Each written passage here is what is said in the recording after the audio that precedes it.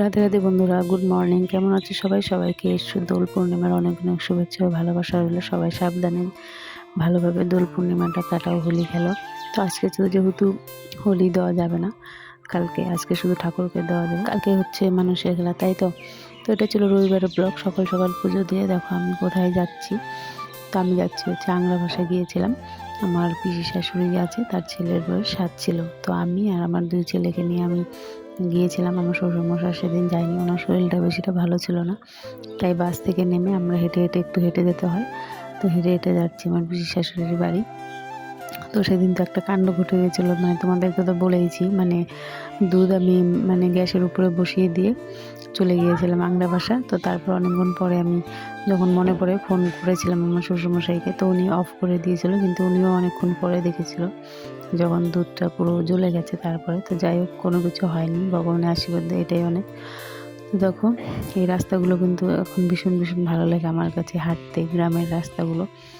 তো হেঁটে হেঁটে যাচ্ছি আর আমি ভিডিও করছিলাম, ভীষণই ভালো লাগছিল। তো এখানে একটা হচ্ছে হনুমান মন্দির। তো আমার ছেলেকে বললাম, তারপর 2 ছেলে কিন্তু প্রণাম করলো।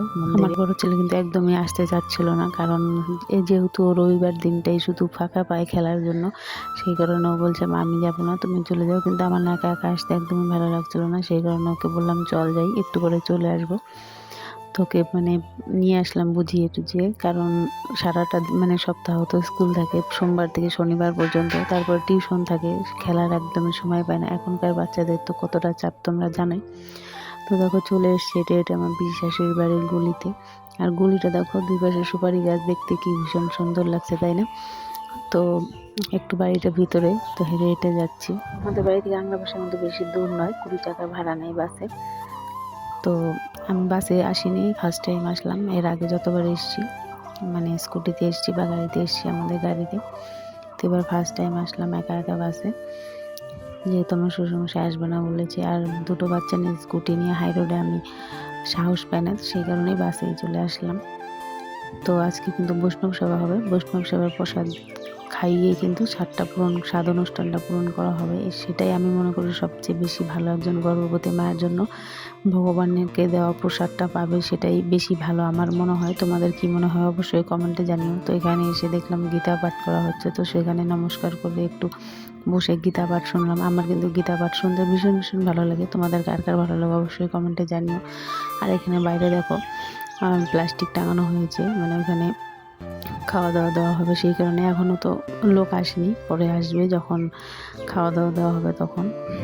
তো এখন দেখো গীতা পাঠ অনুষ্ঠান শেষ, এখন স্বাদ অনুষ্ঠান শুরু হয়েছে। তো আমার পিসি শাশুড়ির বাড়ির যে নিয়মটা আমি দেখলাম, আমি আগে কিন্তু কখনো এরকম নিয়ম দেখিনি। যাই হোক, কোনো ব্যাপার না, এক একজনের এক এক নিয়ম থাকে। তো সবার নিয়মই আর কি ভালো, আর কি নিয়ম তো নিয়মই হয়, যেরকমই হোক না কেন, যার যার নিয়ম তার তার কাছে ভালো।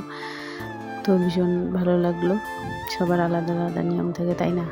তো এখানে আমি কখনো দেখিনি, এভাবে কপাল জুড়ে সিঁদুর পরা ফার্স্ট টাইম দেখলাম। তো যার যার নিয়ম তার তার কাছে ভালো, মানা উচিত, নিয়ম মানাটাই ভালো। তো এখানে স্বাদ অনুষ্ঠান হচ্ছে আর সবাই আশীর্বাদ করছে, যত লোক এসছে। একটা মেয়ের জন্য কিন্তু এটাই সবচেয়ে খুশির সময়।